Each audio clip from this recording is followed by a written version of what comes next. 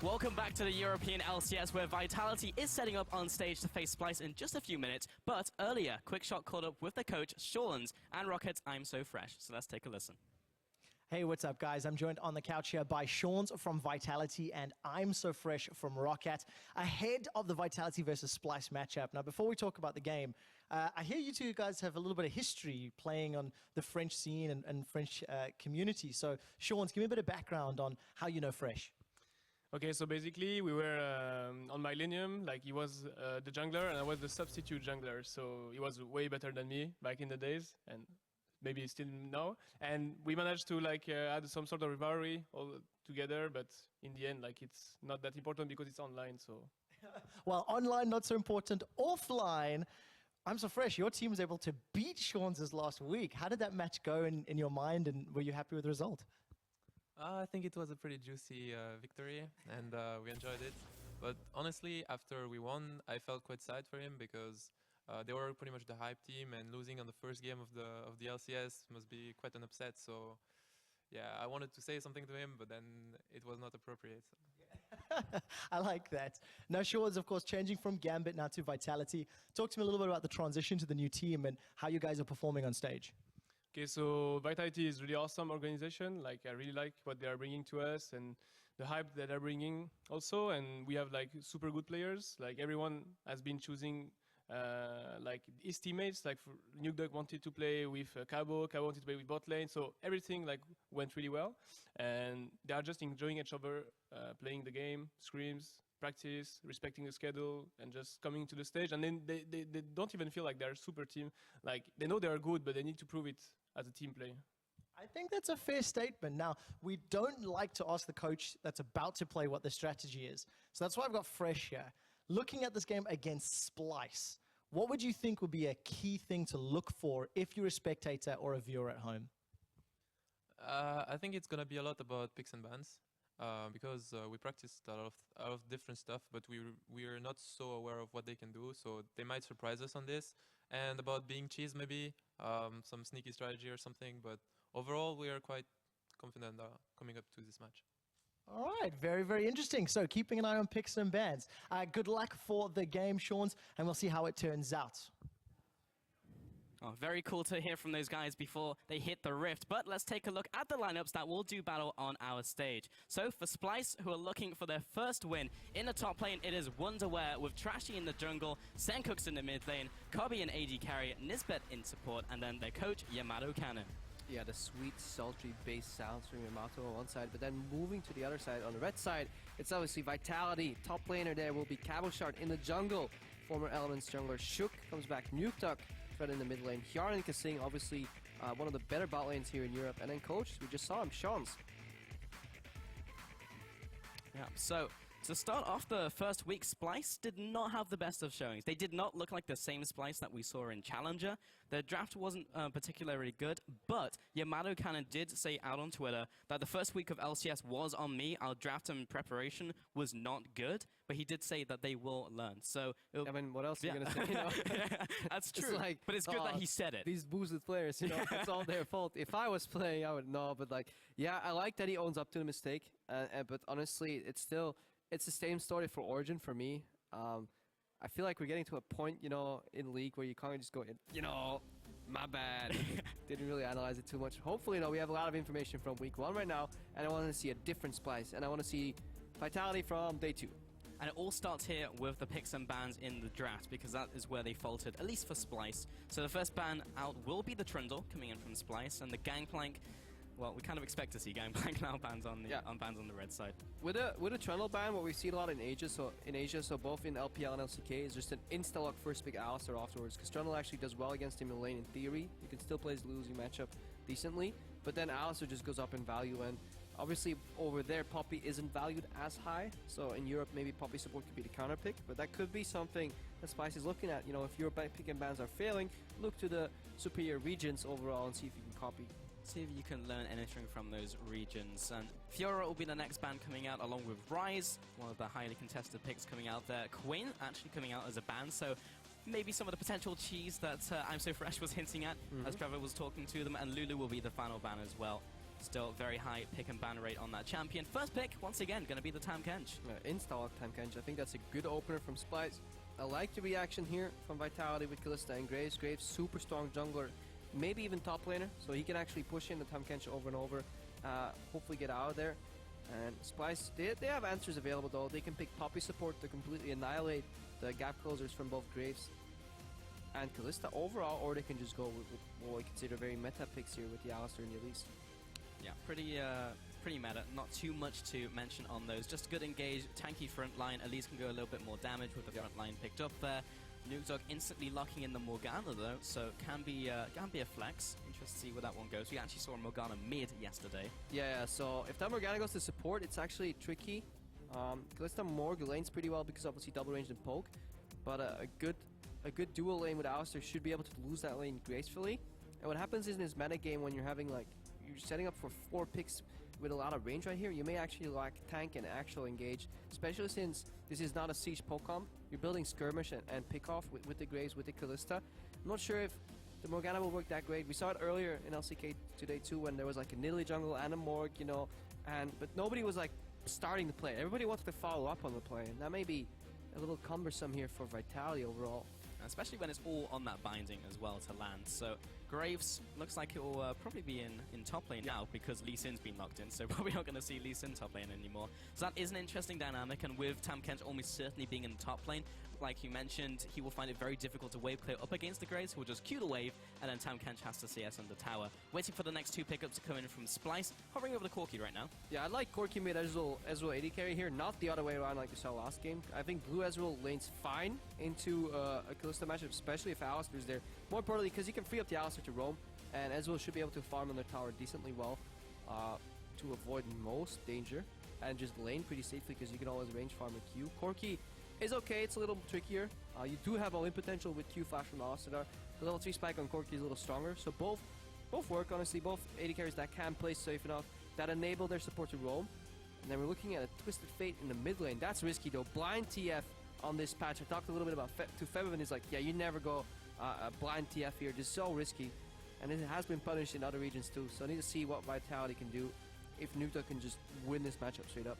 We saw Sencooks actually pick it up towards the end of the summer split and actually had some pretty good results in it, but if you pick it up into a potential counter pick onto Nukedog, maybe not going to perform so well. Yeah. Against challenger teams, he decimated the side lanes, but it's going to be hard, especially with Morgana potentially in the side lane. The Black Shield comes up and goodbye's done. They could take the, what is this, Giants promotions last year pre-spring, I believe, approach, where Frederick was literally camping mid, and you'd have gold carded to Cocoon and try and like snowball the lane that way. So you can shut down a pick like Ahri incredibly hard in the early game, but if Shook counter ganks and they see the Cocoon coming and they flash it aggressively, or they flash out of gold card range and turn around, the damage will definitely be on the side of Lee Sin and Ahri. So very interesting to see how that matchup will play out. Need to keep our eyes on Sencooks and what Vitality is going to do about that early blind TF pick. With Vitality picking up the Ahri as the last pick, though, that moves the Morgana into the bottom lane. So we were looking at kind of a skirmish composition building up, and it still seems to be what we have right here with the Morgana thrown in. Taking a look at the other side, got the poke as well from Splice, as you mentioned. No tanks and no what you could call pseudo tanks, call it what you want. You know, there's been talks about how Kindred acts as a tank. But I'd rather call them time savers. So stuff like Lissandra, that can go into the enemy team, self-ult, then zone S. It just buys you time. Kindred ult as well, it buys you time. Right now, Vitality, they have full squish, and they have nobody to buy them time. So if they get behind, TF gets to late game, Tom Kench gets to late game, they may have a little bit of issues. And Nukedog was swapping up to the cleanse as well just before he heads into the loading screen. So we'll see how that one works out as we get into this game. And yeah, the TF coming in there. Once again, you can see those full team compositions on your screen. Once again, make sure to use those hashtags, hashtag SPYWin and also hashtag VITWin if you think Vitality is going to take this game and continue their improvement from day 1 to day 2 in the first week. Because it looked like a different team, honestly. Yeah. But we are about to get into this game. Crepo, the second one that we will be casting at least. Splice going up against Vitality. Can Splice actually bounce back after week 1? Because they didn't have the most fantastic showing. We're about to find out as we head into the Rift. Yeah, definitely want to see Vitality from game 2 last week. Obviously, the draft was a lot better. Yeah, both teams definitely have clear, different approaches to the game, win condition-wise, what they want to do. They both kind of like skirmishing though. If you look at the bottom part of the lineup, except for Tom Kench, I don't think Splice doesn't mind a big skirmish, so we could see a lot of these skill-dependent exchanges here. And from watching Shuxley Sin, that could actually play very heavily into Vitality's favor. Well, speaking of Shuk, he did see the invade there by Splice, and they put down the ward off to the top side as well from Cabashard. Going to be able to clear away this ward. And Hyanin putting down a ward in the bottom side to see a potential lane swap come out. And the crowd goes mild for that ward kill. I believe we're still cheering for that. Kalista Morgana basing. Taking a look at the matchups. Minions have spawned. Kalista Morg should be able to push in Corki Alistar. At least put some pressure. All depends on the binds. Q Flash is the answer there. If you look at mid lane, Ari should have pressure on TF early in like the first 2 levels, I feel, but eventually it's hard to judge actually. I feel like whenever I see a TF, he can push if he wants to, but he overextends really hard. It's need to see which player actually wants to push. But definitely once the junglers get in there, double CC, of which one is like targeted CC, is incredibly hard to deal with for Nukeduck, and that's exactly why he's running that cleanse. Vitality hit the lane swap there as they were just floating around the mid lane and then only went through the wards that they knew were placed down just a little after. So now they're heading into the top lane, and Splice already had the bottom lane in the bottom lane. So you can take a look at the Keystone Masters as well. Bond of Stone this time from Nisbet, a change from last game where we saw the wind speakers to give the extra resistances in team fights. So just different goals from team compositions. Yeah, Bond of Stone may actually have a bigger merit if you're looking at situations where Vitality might not actually group that much, but be more in skirmish areas, and you don't really want to buff resistances, whereas opposed you just want to soak as much damage as you can, avoid assassination. Kasing stopping the counter jungle here, but Vitality cleaned 2 camps at their side, 1 camp actually only on their side before moving over, whereas I feel like at Splice, I think they got the full triple camp there, barring a small wolf. Shuk is solo jungling right now. Cabo must have grouped already, we can't really see him. Now we see him. There he is in the top lane. Does a lot of damage to towers early as well. So a bit of a trade-off here. Vitality, they rather have the lane swap go quickly, get the tower that quickly, bounce the wave, whereas Splice, they got more jungle camps overall. So overall experience gain maybe ahead of them, but the tempo is on the side of Vitality. Nisbet and Cubby pushing it down here, just waiting for the minion wave to arrive before Wonderwear heads towards the tower and starts licking it down. Should be able to take this one out fairly quickly. Going to be slower, of course, than the push from Vitality, as they're already taking down this turret. Want to see if they give all the gold over to Cabashard, or they decide to take some of it for themselves. Looks like they will back away. Actually, interesting. This must have been a fail predict here from the Vitality lineup, because in theory, Graves is a push in the top lane that likes to just farm, get a lot of CS, and just tries around pushing the enemy and whittling away at the tower. Ironic as well, if you look at Splice's side, TF likes a big map. He likes long lanes because it gives him more places to teleport to. So I believe that all that information in combination with the fact that Splice also had the losing bot lane, that this was a fail predict from Vitality, but they just made it work. It still went pretty okay at the end of this lane swap, but Trashy did manage to take away that buff as well, just in the bottom side, having the numbers there, and now Hyanin will head into the bottom lane. Kasing going to be a little slow there, but may look to put down his pink ward, maybe in the middle lane, maybe a defensive one, or just put it in the river as well. Actually, level 1. Just want to see where this pink ward goes down. Yeah, still level 1, because he did take the gold from the tower, but didn't get the experience from the mini wave as it went out. So yeah, we see the standard lanes up here, the mini freeze, and now technically Cabashard should push out this wave in the top lane, because he knows there's likely a bot lane coming his way, and he'll get denied, or even dove in the top lane, so he could actually just cash in with a lot of experience here. And if he pushes this lane and Splice decides to freeze, it's fine for him, because freezing in this meta just gets punished super hard. So he takes a little bit of CS, pushes the wave back. I like that, as opposed to just, oh yeah, I can freeze this lane. It never works, because they're out to push you off. Or look at who's coming here. Nispef is coming, Trashy is coming, Cabo was aware. He cashed out with a lot of CS, and that puts him in a big advantage compared to Windleware. And this is where you reap the benefits of that tempo in the early game. This is why you want to be the first guy to kill that tower, because it helps your top laner get ahead. And ahead he is 21 CS to 7. Bottom tower now going over to Vitality. Nisbet in the top side will also push this tower with that triple man stack. Going to be a little slower than the bot side once again, so still maintaining the tempo. Vitality are slightly ahead. Cabashard, I want to know where he goes in terms of item build as well in the top lane. We've seen a lot of variation. One in the jungle grade, also in the top lane. Ghostblade has seen some play. Also, so has the core of Maw and Sterak's, which makes you literally impossible to burst from any mid lane. It's a mid laner's nightmare. Definitely haven't seen too many Graves top, so I like to bring it out. I wonder where he's gonna go now. So this is all nice and well, but these towers will even out, and it will leave the map open. So we need to see once Senkux hits level 6 what he can do, or if Nuketo's actually gonna put pressure and roll himself to make some plays. Vitality do seem to have a better grasp of the lane swap overall, but because of the extra jungle taken early by Splice, the gold remains exactly even. It's just divided a little differently. And Hyanan and Shook head back into the top lane. Shook going towards a Warrior Enchant, so still this skirmish team we were talking about in Champion Select, just gearing up for that and trying to take some of those mid-game fights. And Senkux is now level 6, along with Nukeduck, so will he make those proactive plays? Or will he find the opportunity to? Because in the top lane, it's going to be 3 versus 1, so can't really jump up there. Yeah, we've seen that Wonderware does not play well from behind.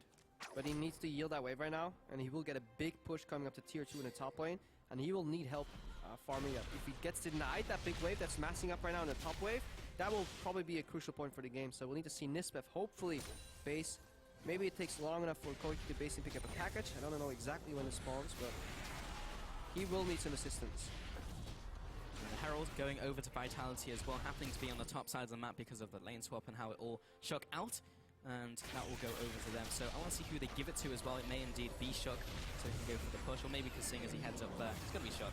Also gives him the extra damage and movement speed. Movement speed for Lee Sin, so he gets in position. If you have equal movement speed to him normally, he can never get into Q range, because by the time he casts Q, you keep moving, he's out, but with the extra movement speed, he can actually get into positions. Look at Cabo too. He knows he can't farm safely in the bot lane, so he's just gonna base and try and group in the top lane.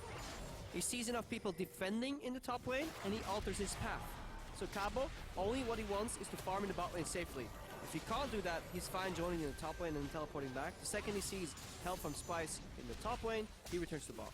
And Vitality still slightly further ahead with the blue spawn. That will also go over to them. Nukeduck was even able to head over and just take it with an Orb of Deception. So that goes over to the middle lane on top of the Herald that Shook now has. So Vitality slightly ahead in this game after the lane swap shenanigans. 600 gold in terms of that one. And continue to push in the top lane. Wonderware will find it difficult to clear this wave by himself, but Hyanan and Kasing back off. Yeah, and Cabo froze. Like, he's freezing right now in that bottom lane right now, and that's actually pretty rough right now. Cobbett did not manage to push it in, nor did Cobbett push super slow to deny any additional CS or stack a big wave that he can then use in turn for a map play. He just kind of very meekly pushed it in, left some creeps there, and Cabochard is reaping the benefits right now. Leave that there for quite a while. That was actually a big stack of minions, so it's still winning out in the minion war. Lee Sin, still in his jungle, farming away, took the red buff. So 8 minutes into this game, and it's all just been the players moving around the map. Still, Senkux has not used his ultimate yet, so that one is still up.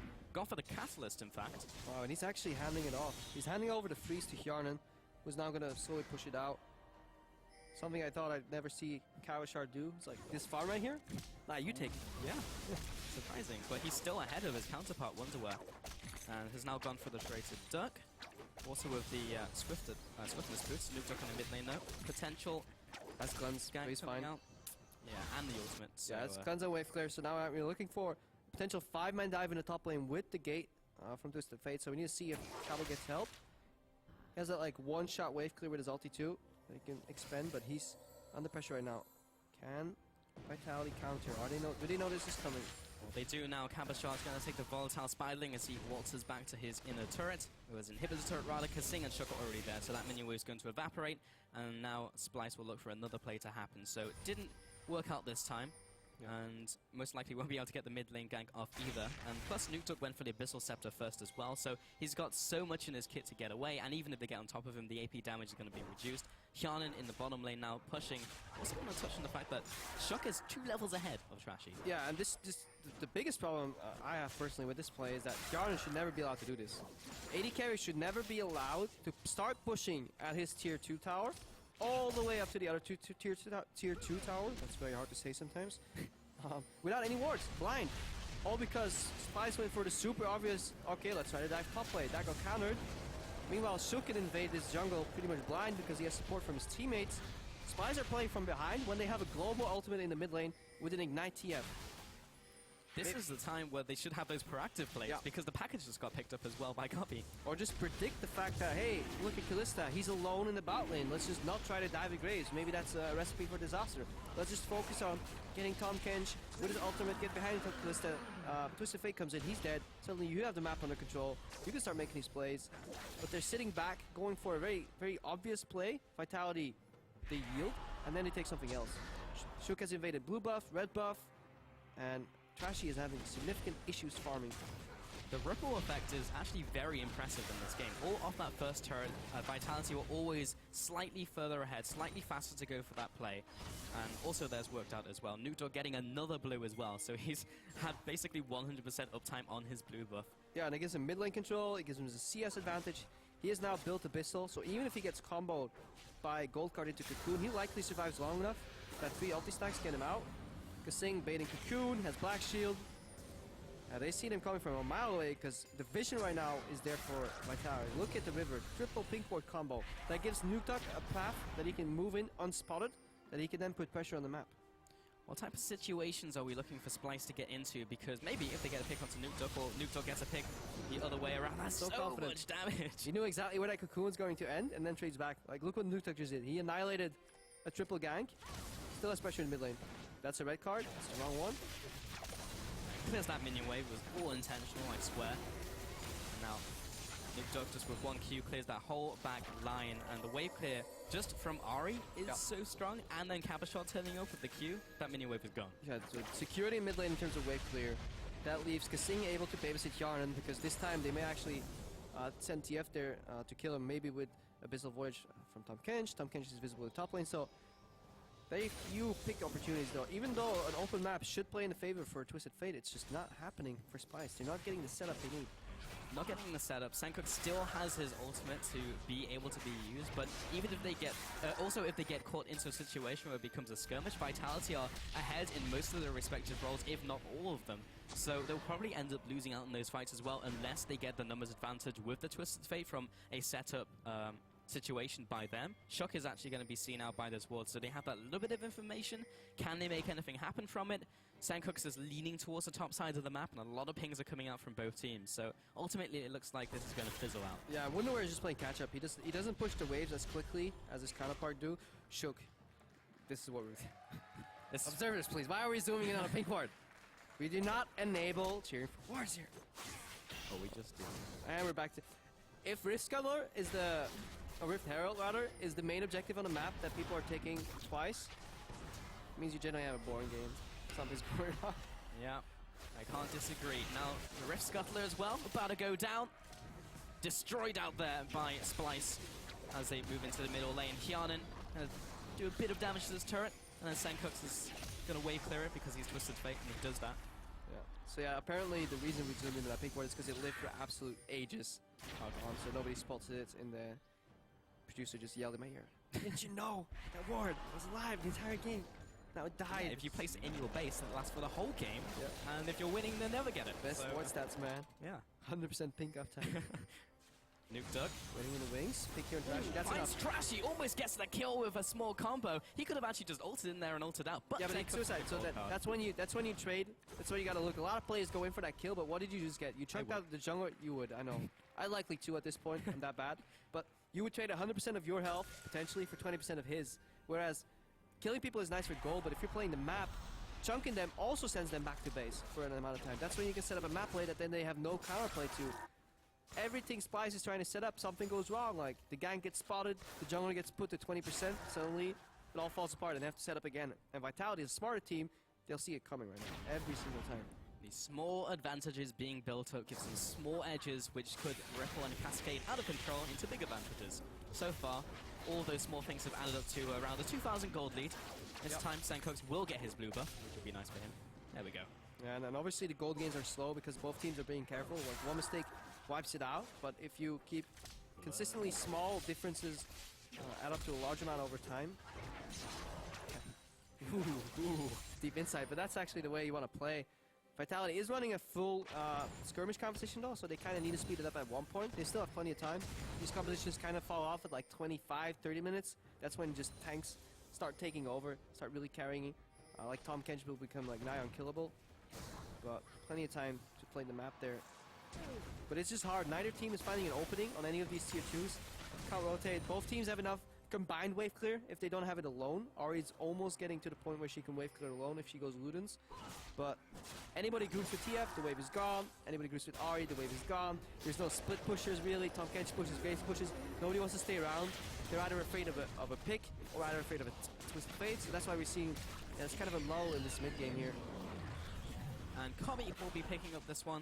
Very often seeing the AD carries pick up these Rift Heralds for the extra damage, extra movement speed, but also if they decide to split up, having wave clear in multiple lanes as well is nice. Yep. Kyanan and Kasing heading into the enemy jungle right now, trying to get some aggressive vision down, some more information for them to pick up these small advantages in small plays. Yeah, and what Kasing is doing right here, this is what you have to track. If you see a lot of these quote-unquote like slower, call it boring, call it what you want matches that we've seen even in LCK, going on Trashy. Nuktak's waiting in the wings too. It is all broken by vision, and more importantly, deep vision in the enemy jungle, because that allows you to pivot around that point, basically rotate, make some picks. That's what you want. So unless Vitality can really cement some proper deep vision here, say a couple of deep wards and additional pink, it'll be easy enough for Spice to hold them off for a while. So that's kind of the breaking point of this very stale mid game. It's deep vision and then allows for picks. Second Dragon of the game should be going over to Shook here as well. It's not answering a lot of the questions as well that we have with some of these teams. Vitality from day 1 to day 2 in week 1. Gonna hold that thought for a second because Senkox comes in, lands the gold card, but also gets charmed up. So Nukdog is able to get away and has cleanse and has flash. Yeah, he doesn't care. So yeah, that's what's gonna start happening. It's the same way when Unicorns were behind. They just start panicking and they make the play kind of late. I mean, if you have a Twisted Fate, you have a Tom Kench with his ultimate Abyssal Voyage available, and you have a package, you should be able to make a better play than this. You should be able to force some lane somewhere. Somebody has to be out of position. Whether it's your mistake for not setting up the vision appropriately beforehand to allow yourself to capitalize on that mistake, that may be the case, but going for that play, that is definitely subpar from Spice. And as Splice group of mid lane, Vitality do the same, instantly clear out the minion wave, and we've had 2 towers go over to Vitality versus those 2 towers from Splice. Maybe this will start chaining now as the mid lane push comes in. Vitality grouping right now, big wave in the top lane. They want to use that wave to their advantage. So they're giving over farm and experience to Splice their big, juicy package, but they want to siege mid here, 4v5. Gets the charm onto Nisbet, and the Thunderlords gets some chunk out, but the wave clear coming in from Kobe and Senkox is pretty big. Opting towards the Rod of Ages in this game rather than just the pure damage from like a Lich Bane or a Ludens build. Yeah, and that actually, like, failed sieges like that cost you a lot, because not only do you give over the big wave, you allow Splice to build a big wave of their own. They have counterplay, they get the momentum, because you have to fan out again, you have limited vision, so you need to make sure that you actually get the tower in first place. This actually helps Splice a decent amount. Good try by Vitality. They try to make a pick.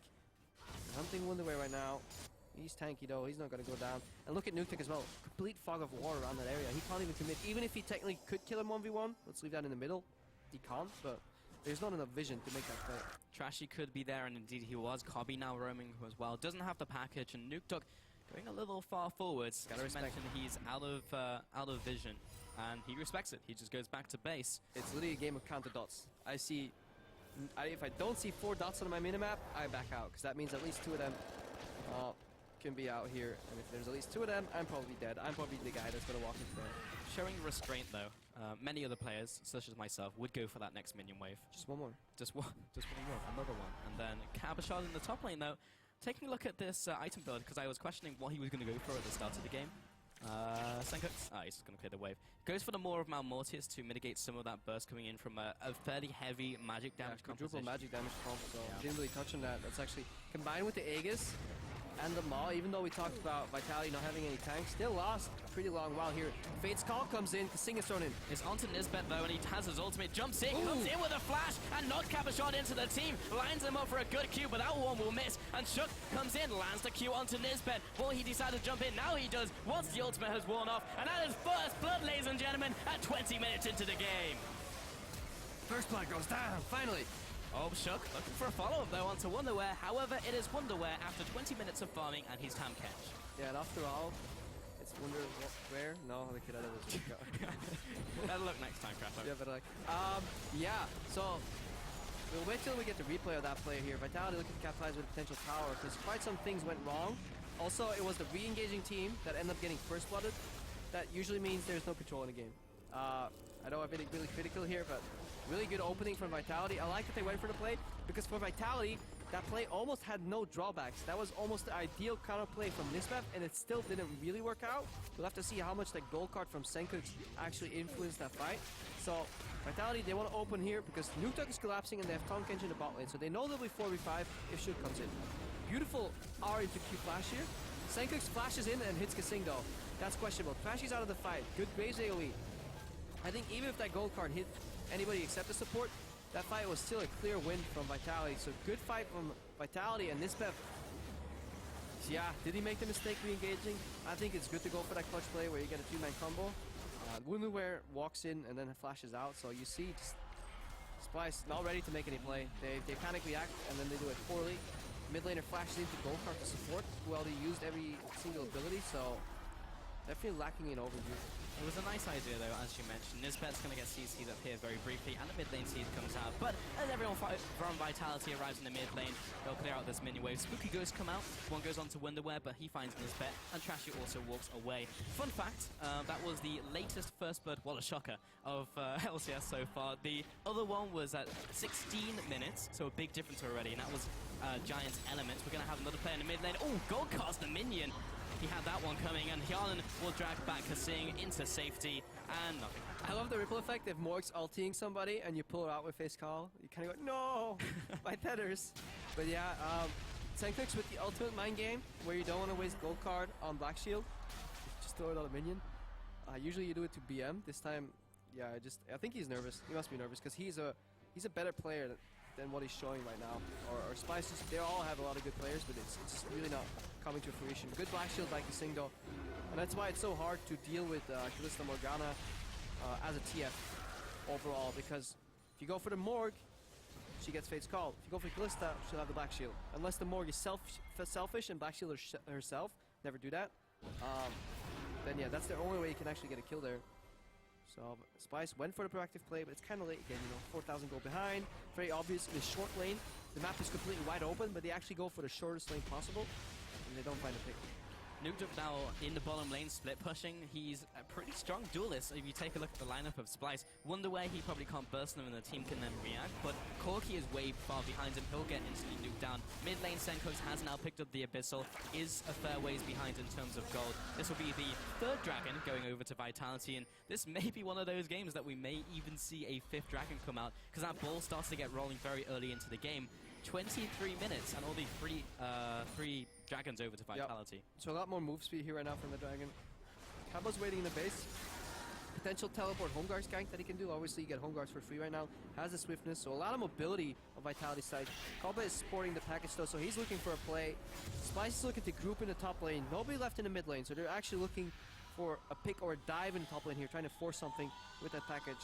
We see Kasing here, and we see a lot of numbers, but the one you should watch here is 12.0 average pink wards per game. So Kasing really making use of those really strong pink wards. So if you want to be like Vitality, you want to be like Kasing, buy more pink wards and place them. And he's bought 6 pink wards this game compared to Nisbet's only 2. So even in this matchup, he is placing way more wards than his opposition. Obviously, and we'll get into that later, Shook goes in. Vitality looking for engage. Black Shield on Shook. Nothing happens, so I can tell my story. There's an upper limit on that. If you're buying too many pink wards, you probably want to learn how to place them better. You have to look in depth if Kasing is just having very poor pink ward placement, but I doubt it. But yeah, the strength of moving your pink wards around is seriously underrated. Especially as the game develops. If you're getting an advantage, you want it to be deeper. If you're falling behind, you want it to be closer into your jungle. Sounds kind of obvious, but... Hey man, everything sounds obvious once it's explained. It's just hard to piece it all together in the game. Right. A lot of these concepts are super easy once explained, and when you have all the vision. To do it in the game under pressure, a lot harder. Cool little thing that from Nuketock, he could have opted to send his Q to the wave to instantly wave clear, but they're so comfortable that they're actually using their wave clear abilities to start poking out the enemy too. So they're not worried about sieging at all. So Vitality, yeah, in prime pole position right here to take this game. Take a look at the ways that Vitality can get into a fight as well. It's like a charm landing or Shook landing a Q, but there's not a lot of good targets for him to land a Q and then follow up because he instantly gets CC'd out. Kasing again just looking for a binding or again the charm from Nuke. So it's difficult for Vitality to get into a fight, and you've seen the reactive plays they've had working out very well for them if Splice go for their fight. And once again, Nisbet's going to jump in, he knocks away Nuke but misses up the combo. Shook is going to get CC'd under the tower and he goes down, but now the chase comes out from Nuke and it's so many low targets. There's another charge, picks up one, picks up two, looking for a third kill here as he jumps forwards onto Trashy, very low, and doesn't get the last Q to finish him off, but Tam Kench was left in no man's land and he'll go down for the third kill. 4 kills now over to Vitality and 3 picked up in that last fight. Yeah, Vitality looking to capitalize with Baron here. Forced fight here. Nisbet went in, completely messed up his combo. Maybe he was trying to do something that we saw Hylissang do last week as well, where you want to knock him into the wall, wait a fraction of a second, then knock him up, maybe to cancel one of the ultimates from Ahri. But it's risky. You knocked him straight over the wall, did not get the combo. At that point, the fight was already lost, and Vitality capitalized with 3 kills, barely 4, and get the Baron. Let's watch that again. So Nuke opens with charm, good reaction. Yeah, with the speed that he was trying to combo, it is likely that he actually went for a combo and he failed it. Good kick here from Shook. Overall, Vitality comes in. Jarden is really strong. Kasing is just peeling. Wunderwear gets rendered in the back. Just not enough damage after that initial burst. If that fails, if Spice can't get a combo into straight assassination, they just don't have the damage to win these fights. Especially if Wunderwear is soaking damage, but nobody's returning damage. Just 5 damage dealers on the side of Vitality. It's so hard to deal with. So you need to blow them up. You need to use the fact that they're squishy, and you're not. Spice could not do that in fact. Also, for anyone out there who's like, ha, he messed up his combo, it's actually a lot harder to get the ones that are further away because you have to time it right versus the ones where you're right next to them and you just go click, click, and then you actually have to wait a second. Also, with the change in timing, a lot of people who used to play a lot of Alistar, that definitely messed people up. Yes, we've had a lot of time now between that and now with the change, but still, it's one of those things that you can see play into matches, and we just saw it right there. Completely agree. Also, if you're playing on 8 ping in this realm, in the environment, a lot of the gaming houses here in Germany, internet providers, give you like 40 ping. If you're unlucky during peak hours, it's 60 ping. That drastically changes the way you have to combo. It is no excuse. It's just a little more context. But overall, yeah, just you gotta be confident you're gonna nail that play because it's a game changer if you mess it up. And also when he's only one of the few players on the team who can set up those plays, the 2 proactive plays we've seen from Spice have been from this bet. Yeah, and at least he's going for it. I like teams that are not afraid to make mistakes, and at least are making them, rather than teams that don't do anything at all. One little note on the combo before we move on is like the old combo, there used to be a way you could execute it by holding Q at the end of it, and it would kind of auto-cast once W was over. As far as I know, that's no longer possible. So a lot of Alistar mains that had a really easy mechanical combo, like good hit ratio on it, like Mithy, for example. He never missed a combo. He started missing a lot of combos with the change, so definitely rough. Oh, I know that one. But yeah, Wunderwear down here in the bottom side of the jungle. Cabochard pushing this one in very quickly. Now that there's Baron buff, it's really opened up the gold differential. We didn't really touch on it, but Vitality with that Baron have just taken so much on the map. Almost 10,000 gold ahead now from that 4,000 gold they were sitting on for so long. Yeah, and we're seeing some of the weaknesses of this composition. Running tank and then multiple damage dealers is usually fine, but they're all the same sort. Corki from behind is majority magic damage since he relies on rockets. TF purely magic, Elise purely magic damage overall, and every single member here from Vitality is picking up defensive. You have Mob Melchius, Lockhead, later on Banner of Command on Morgana plus Black Shield. You have QSS finished on Jarden, and then Nuke can cleanse out of CC with the Abyssal. Everybody is picking up little snippets of magic resistance overall, making them overall as a unit actually pretty tanky. Which is not what we thought was going to happen in Champions Day, when they expected to go for more mid-game fights and more skirmishes. But we've only really had 2 big fights that have happened this game, and that's just allowed them to itemize very smartly, as you mentioned. And Shook will head into the mid lane. That was another Dragon going over to Vitality. Now the tipping point, the 5th one, will give them Aspect, which is quite big. And Shook doesn't quite get especially for 5 damage dealers in these fights. That's gonna be the droplet that makes the bucket overflow. Yeah. If it's not already overflowing. Pretty rough one out. 10,000 gold behind from Splice. And a familiar situation that we saw them time and time again last weekend too, just left with very little amount of counterplay, and the few amount that they do have, they are misplaying it. But they're a team that are still growing. Obviously their goals is, I think, middle of the pack team that wants to aim for like the 5th, 6th place in playoffs. Still attainable after a 0-3 start, but definitely to start doing more work. The spooky ghosts come out, and this is the patch where they get progressively more spooky, because yesterday when we were doing the European Challenger Series qualifier finals, it was only 5.24, so only a consistent amount of spooky. Yeah, that's actually a good change, because you can really tell whether it's worth running around trying to like walk away from like, no, don't get me, or whether you just yield and just take it early and then. Because on the short end, it's only 2 seconds now in 6-1 versus 5 if it's at the very maximum range. Before, it was 4 seconds, and that was horrible because you almost had to flash if someone was around. Yep. Also, now you can gauge how far they're away too. If you see a maximum spooky ghost come at you, yes, you may be slow for a while, but you know that it's been traveling for a while, so you're actually likely not to get caught. Unless someone else is hanging around there, ready to pounce. Lurking in the shadows. No. But Nukeduck will be taking a blue buff. So interesting. Take that one away, but that's the most action that's happening on the map currently. You gotta work on your like National Geography like color casting there. Yeah. In the wild, we see Nukeduck pouncing on the blue. Oh, he got it. He got his quarry. Yeah, not quite David Attenborough just yet, Crapo, but we'll get there in about that 2 guy, years. I was looking for his name. Overall, yeah, Vitality setting up some side waves. They still want to avoid getting caught. You have to remember Senkux has a global ability to reposition himself. They're setting up the waves. Top lane is pushing, just gonna double check. That wave will actually bounce back, I believe, depending on the melees. There's one missing. So top lane won't be that big of an issue. They're looking to set up mid and bot, forcing the Valk here. That means they can walk up mid.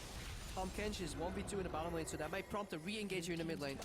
Potentially engaged coming out. Senkux immediately bound up by Kasing though, and we'll get the CC down, but the composition is very squishy from Splice, but it's actually Nukeduck who is the first one to go down, and this is actually an advantage to Splice. In the bottom lane though, they are taking so much. Yeah, Wonderware is just watching them take the base. That's just sad. So that was a good engage by Splice, because usually your tank can keep them off a little bit, or at least maybe eat Yarn here. Yarn should be down. Got him. Wonderware, I want to know if he could do that a little earlier. It sounds like he shouldn't be able to give up 2 towers and an hit before he can deal any semblance of counter damage right there. But good pickup, good reaction. This is what we don't see from Splice, you know. Vitality, you get greedy, you send 2 peoples in the bot lane. We will teleport in with Twisted Fate. The Black Shield was selfishly used by Casino himself. He could have used it on Shook, which could have been a disengaged kick. That ended up costing Nukeduck his life. So it's funny how that snowballs, but really good move there from Splice. But ultimately that was 2 kills for an inhibitor turret and an inhib. Oh, still worth it, but it was the best play they could make in a losing situation. Again, they did make another proactive play, which is good to see from Splice. Yeah.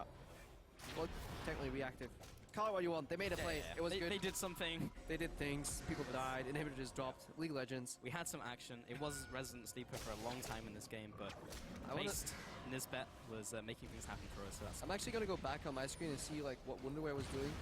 Oh, so what actually ended up happening is there's no action on the main screen. Nope. That always happens. I got you. Yeah, you got me. You spotting me? Yep. Wonderware actually ran to the fight. So he didn't actually stop because he assumed everyone was going to run to the fight. So Kabashard and Kjarn just walked into the base, took the tower and the inhib, which was actually already on very low HP, I think. But I can't be because the tower was alive. That's weird. That's a spectator bug. Yeah. So yeah, they just took the inhib for free, and then Wonderware came down and killed Kjarn. So that was actually a pretty big mistake from Wonderware. At that point, your job is to protect the base, not join the fight. He eventually got the kill. Kabashard clearing all this minion wave, pushing minions. And so will Senkux. He will also push minions. Wonderware in the bottom lane, going to be farming away. Still very tanky though. Yeah, he's very tanky, but Vitality are choosing the option to not fight him instead. Vitality can repeat the same process they did earlier. So they did a 4-1 or a 3-2 push there mid to bot lane, because bot lane is already pushing right now. They can repeat that same process and in the process get vision control around Baron. So this is probably the winning play for them, where they get deep vision in the enemy blue jungle. They deny any vision from Splice. They use the Fog of War to either create a pick or get the Baron, and then they go 4-1 split push to seal the deal.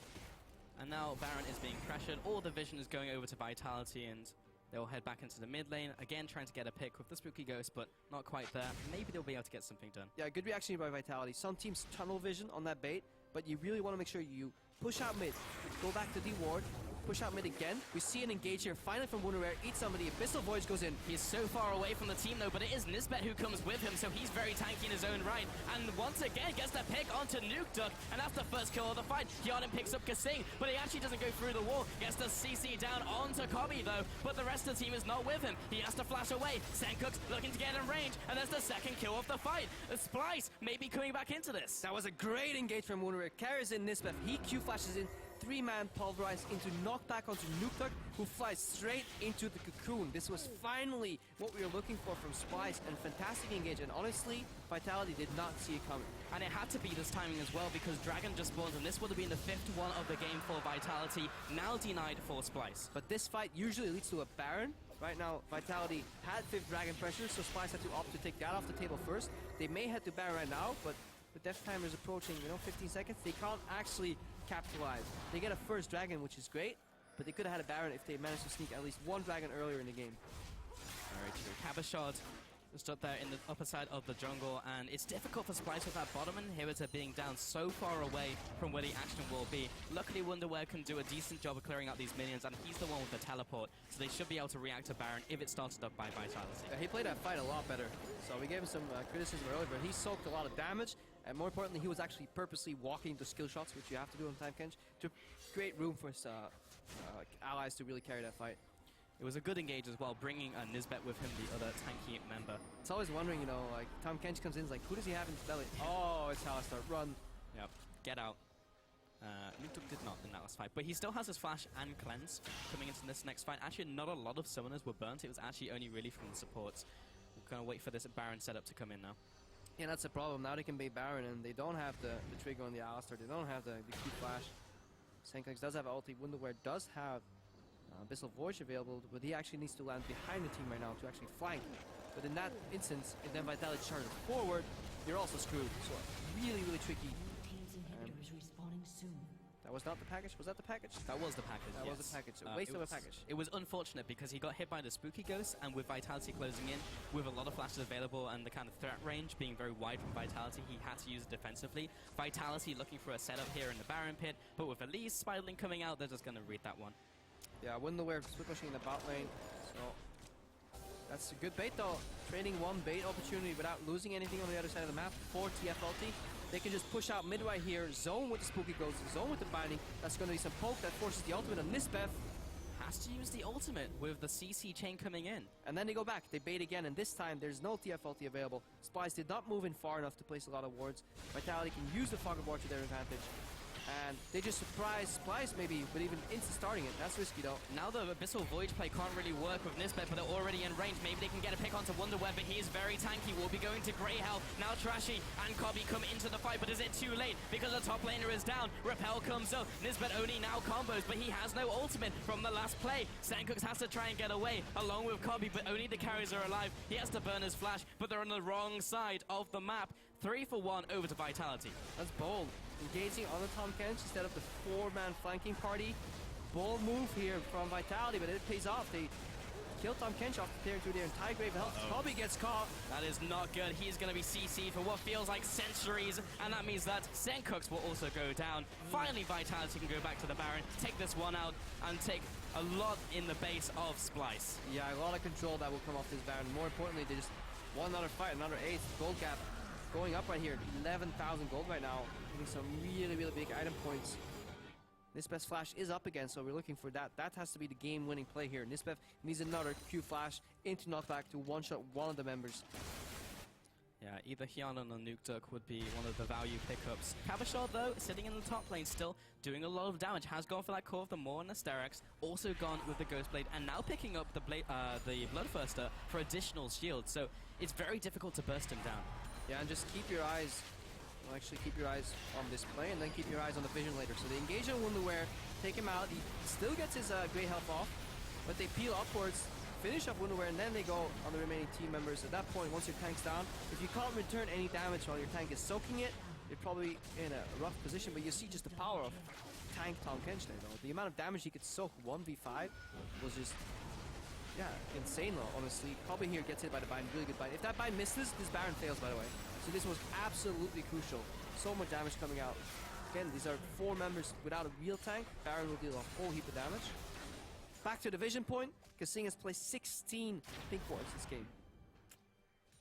16. That's Wow. 12. That is 1,200 gold, if I do my math correctly, that he spent on pink wards alone. That is a true support, I'm not alive. And yeah, Kobe still had flash up as well when he died there in that fight, so he probably should have flashed the Vine. Really careful. Yes. Likely. But yeah. Still. And the bottom lane siege now coming in with those Barons up minions. This will be the last chance saloon for Splice to get a good engage off. As you mentioned earlier, Krakow. That's in Poland, I'm here. We're going to have to get a really good engage from Nisbet. He has his flash, however. Kobe gets chunked before this fight happens. The inhibitor's still alive, but is going to go down extremely quickly. Senkux is trying to get the CC down onto one of the carries. He gets it off, but has to go into Zhonya's. Now he is not in a good position. He will be falling. In fact, he goes into Wonderwear. He spits him to safety, but maybe Wonderwear going down as he goes through his grey health all the way into the death chamber. 1-0 over to Vitality, and now they close in for the win. Yeah, grey health into grey screen there for Wonderwear. Nobody there to eat him. Senkux ulti goes out. Pulverized combo from Nisbet. But there's no one to follow up in this fight. Senkux and Kobe are too far back. Senkux pops his ultimate, but where is he going to go? Back onto the spawn pad. There's very little that Splice can do in this situation, and Vitality are literally just toying with their food as they take down the Nexus itself. Now they go for the final fight, padding their stats in the Fantasy LCS. There goes the Nexus. Vitality take home the win. Slow and steady mid-game there with just chipping away from Vitality at the gold from Splice, really taking away small camps, a little bit of vision advantage, pushing here and there, chipping away the towers. Eventually a forced fight there using the 4v5 because how slowly Wonderwear was split pushing in the bot lane. Honestly, Splice overextended a little bit. They re-engaged, they failed, they did nothing for a while, but then they had a couple of nice counterplays at least. I was actually surprised that it worked out the way they did with Wonderwear carrying in Nisbeth. That was actually a play I didn't really see coming to fruition, so that was good. That Splice managed to surprise their opponents. But yet again, it was too late, and really collected finish there from Vitality. It was slow, it was methodical, but a win is a win, and they played it well. They knew that they didn't need to force the issue, they just needed to wait for Splice to come to them, and then ultimately it meant that they could carry on taking these good fights and took home the victory. 41 minutes though in that game. Also had the opportunity to go for a 5th Dragon, which is something you don't see all that often, at least in Europe. We've had some pretty fast games so far. Yeah, if you look at LCK, that's actually happening a lot Yes. there, and that's actually, their mid games are very similar because there's more wave clear in the mid lane, so they have a very, very slow mid games, where especially after lane swaps, tower falls, towers fall again, and then nothing happens because teams are struggling to set up enough vision because due to the nerf on vision and how easy it is to get at least some information with blue trinkets and with some certain abilities in the game right now, like the Destiny from TF, that it's really hard to set up picks for the other team. Vitality, patiently, they can work on their vision game, but they actually did a lot right, especially the amount of pink wards, and that's mainly due to the fact that he was likely sitting on a Baron pillow, I believe, or he just got that. It's quite soft as well, because he was very particular about having a soft pillow. Yeah, maybe that is going to lead Kasing to victory. Talking to camera, he does not understand cameras actually don't have built-in microphones. Yeah. We have to explain that to Kasing sometime. He's still talking. I'll have a chat with him. I'm like, Ray, you know what? Can't actually hear you, mate. No, maybe we should just learn lip reading. Maybe we can have a conversation then, because he can hear us. But yeah, The wonderful part where you can say, that's true. "You're But bad, Ray. What are you gonna say back?" Oh no, okay. no response? Okay, I guess we win. But it didn't answer a lot of questions for me for Vitality, because they had a big step up from game day 1 and day 2 in the first week, and it looked like Chuck and everyone just kind of stepped up in terms of the draft, in terms of the map play. In this game, they just kind of let the opponent come to them, and we didn't really see any of that answered. We need to see them play other teams in more proactive games as well. Yes and no, but it was. They were fine doing it though to some extent, and they had made some little changes in their gameplay that did show that they had a good understanding of what was going on, like Nukta going for the poke instead of the wave clear. But I'm sure there are more qualified people to talk about that. Yes, and we will be sending it over to Quickshot, who is joined by Shook to talk about that win. Thank you very much, guys. I am joined by Shook after a pretty convincing win against Splice. Slow and steady wins the race. It felt like you guys were playing very safe. Do you think that's a fair statement? Yeah, we are playing pretty safe. Like, I like to go be aggressive, but right now I think it's best to just play safe, be calculated, make as least mistakes as possible, and just choke the enemy out and just get the win. Yeah, it felt that in terms of the gameplay, making sure all the resources went your way. Talk to me about some of the in-game decisions. Who is the loudest voice and who is leading alongside Kasing when it comes to some of those strategic calls? I think everyone gives their input, and like Kasing usually makes the final call, like where we go, do we do Dragon, do we do Herald or whatever, and like set up Vision, where do we do it, like that's usually Kasing, and we just give our input. That's good to hear. Now, it is good to see you back on the stage, having played in the LCS previously. How different is it playing with Vitality and playing now with your new teammates? I usually just get along with every teammate I get. Like I just make a connection with them, just joke around with them, and I feel really welcomed in this team as well, and we're just friends as well, and it's going great, and we just improve every week. I'm happy to hear that. I spoke to Sean's actually before the game. He was talking about his coaching style. I'm happy to hear that everybody's friends on the team. You had a shaky start in game 1, and we're very early in the split. But what are the ambitions and goals for Vitality going forward? Every super team is made to be #1, so we're aiming for the top again. Well, no mincing words. Thank you very much for the interview. You can grab your gear and head off stage. Congratulations again. With that victory, Vitality get themselves another one on the board. We're going to go to an ad break, and when we return, H2K take on Fnatic. I want you guys today to communicate, take responsibility for each other. The same old, as I always repeat. Yeah, responsibility in this game, guys, are 5 pillars holding up a building. Jumps in, comes in with a flash, and knocks Kappa shot into the team. Lines them up for a good Q, but that one will miss. I'm coming. Go. I'm coming to you. Can you go to me? Sure. Yeah, I'm ulting. Just fight. TF, please. I'm on Wonderway, by the way. Kill Elise. Bound up by Kasing though, and we'll get the CC down, but the composition is very squishy from Splice, but it's actually Nuktuk who is the first one to go down. To Wonderware, he spits him to safety, but maybe Wonderware going down as he goes through his grey health. There goes the Nexus. Vitality take home the win.